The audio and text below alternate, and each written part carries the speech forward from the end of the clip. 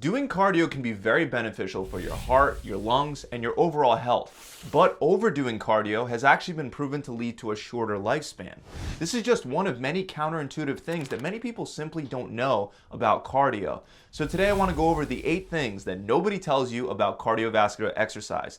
Starting first with the simple fact that you don't burn as many calories from cardio as you might think.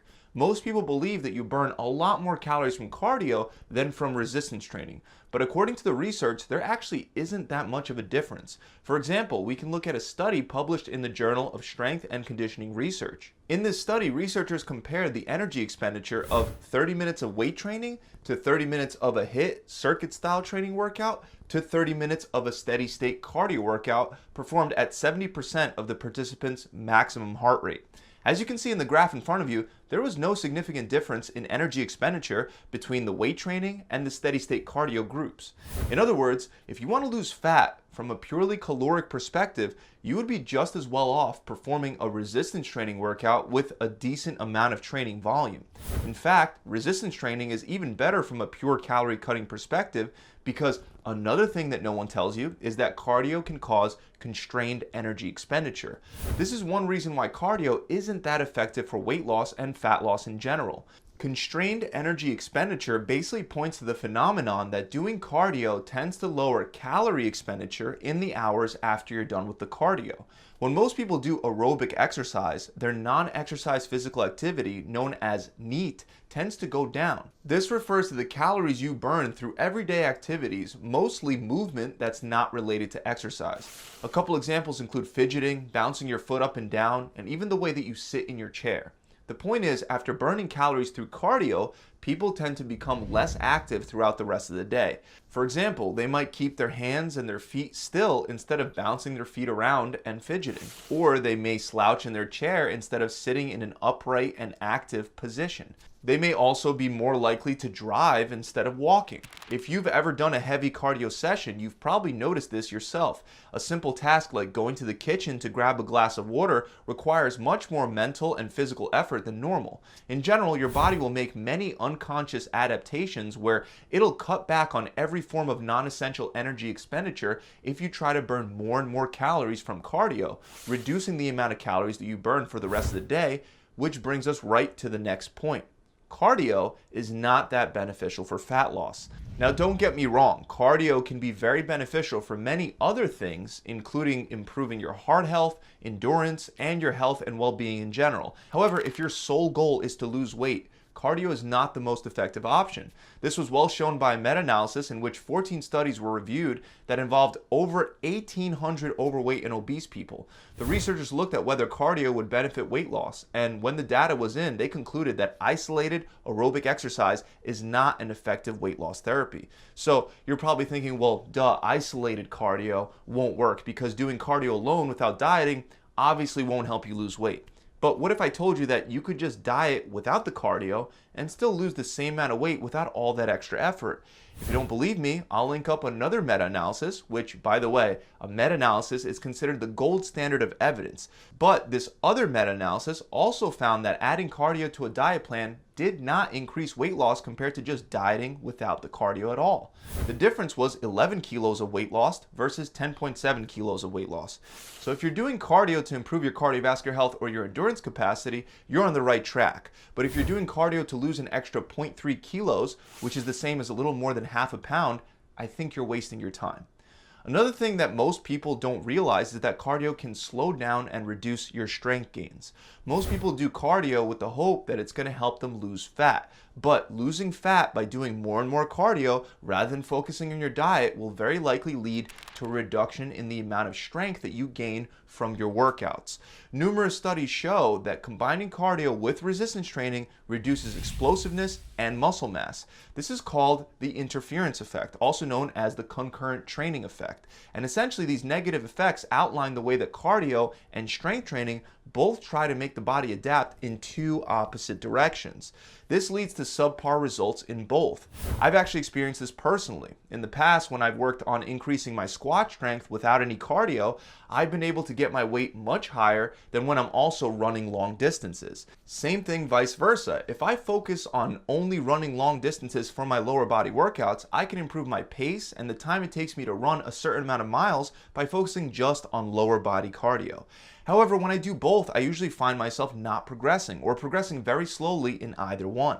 This is because your body will quickly make adaptations based on the type of exercise you perform, and the adaptations required to get stronger and build more muscle are different than the adaptations required to do long, repetitive, high-endurance cardio movements like running. These adaptations include changes in muscle fiber type composition from fast twitch to slow twitch or vice versa, reduced speed of muscle activation, and various changes in gene activation and enzyme concentrations that ultimately impair strength gains. Right along with impaired strength gains, most people won't tell you that cardio can also impair muscle growth. We can look over at a meta-analysis that took a close look at the effects of combining cardio and resistance training on muscle growth. The scientists found that adding cardio to a resistance training routine reduced muscle growth effect size by 39%. One thing that I will mention is that this study was slightly flawed because they were looking at lower body strength gains being diminished when combined with lower body forms of cardio. Now, most cardio is focused on the lower body, like jogging, cycling, and using the elliptical. They all concentrate on the lower body. But what this study doesn't show is if you were to try to build lower body strength with weight training while also doing upper body forms of cardio like rowing, it doesn't show if that would interfere with your lower body muscle growth. However, I'm willing to bet that it would take away from your upper body muscle growth. One reason for this is what I just mentioned, which is the fact that you won't gain as much strength. And it's a fact that strength gains and muscle growth are very closely linked. But other than that, another reason cardio impairs muscle growth is that it reduces the activity of mTOR, which is a crucial enzyme for muscle growth. At the same time, it also raises AMPK, which is an enzyme that slows muscle growth. This is another reason why we have the interference effect, and it's difficult to progress meaningfully in both aerobic and anaerobic exercise activities at the same time. Another thing that most people still don't get is that there is no fat burning zone when it comes to cardio. It has long been believed, and many people still continue to believe, that if you want to maximize fat loss, you should do cardio at a low intensity because that'll put you into the so-called fat burning zone. The idea is based on the fact that the fuel source that your body uses will change in response to exercise intensity. Your body normally prefers to use fat as fuel for everyday tasks and activities that don't require a ton of energy. It'll oxidize the fatty acids floating around in your blood, which can come from your body's fat stores or from a prior meal. You're probably wondering, what does this have to do with exercise intensity? Well, fat burning is an aerobic process, which means that it requires oxygen. When your exercise intensity goes high enough, like when you're lifting really heavy loads for squats, you cross what's known as the anaerobic threshold. Imagine activities where you're lifting a really heavy weight. A lot of the times, you might even hold your breath to squeeze out those extra reps. But this is because when you perform activities that require quick and large bursts of energy, you cross the anaerobic threshold and your body can no longer rely primarily on fat and oxygen for that activity. Instead, it has to burn more carbohydrates to have enough energy. In other words, alongside with the fatty acids that you will still be burning, your body also starts to burn more muscle glycogen and blood sugar for that fast-acting energy. This is where the idea comes from. The idea that if you want to maximize fat loss via cardio, you should do it at a lower intensity to burn a higher percentage of calories from fat rather than from carbs. But this belief is plain wrong. Research shows that given the same energy expenditure, you'll see similar fat loss results with high and low intensity cardio. There's literally no difference in terms of fat burning. It doesn't matter how much fat you burn acutely, but rather how your energy balance and nutrient partitioning is affected over time. So at lower intensities, your body might burn more calories from fat, but later on in the day or on a different day, it'll switch to using carbs instead. Also, even if your body burns a higher percentage of calories in the form of fat from a less intense workout, a more intense workout might have burned more overall calories. And if you take a smaller percentage of a larger number of calories, you can still wind up with a larger number of fats being burnt off. This makes it much better to focus on calorie balance for fat loss rather than getting into a certain heart rate range that's considered your fat burning zone. And on the same topic, we have fasted cardio, which many people, including myself, have believed in the past that it'll burn more fat. but it doesn't burn more fat. It's easy to think it does because when you're fasting, you'll have lower insulin and glycogen levels, which should, in theory, enhance fat burning. To put it even simpler, if you don't have any energy to use from the last meal you ate, your body will be forced to use stored carbohydrates in the form of glycogen and stored fat in the form of body fat. But is this actually true? Well, part of it is true, but in general, fasted cardio does not lead to faster fat loss. Even though you do use more fat for fuel while training in the morning on an empty stomach, burning more fat for fuel during your cardio session doesn't equate to more fat loss overall. For example, we have a study that found that if you burn more fatty acids during a cardio session due to training in a fasted state, you'll burn less of it over the next 24 hours. So again, your body switches fuel sources. Your metabolism literally compensates for the enhanced fat burning during fasted cardio by burning less body fat later. Ultimately, you'll burn the same amount of fat over 24 hours whether you train fasted or not. It once again comes down to overall calories in and overall calories out. If you want proof, you don't have to look further than a 2017 meta-analysis published in the Journal of Functional Morphology and Kinesiology that concluded that fasted compared to fed exercise does not increase the amount of weight and fat mass lost. They also mentioned that weight loss and fat loss from exercise is more likely to be enhanced through creating a meaningful caloric deficit over a period of time rather than exercising in a fasted or a fed state. So focus on being in a calorie deficit if you're trying to burn fat. Finally, last but not least, I started with this and now I want to bring your attention back to the fact that doing more and more cardio might actually shorten your lifespan rather than extend it. This is something that many people don't realize and something that I would say most people don't have to worry about.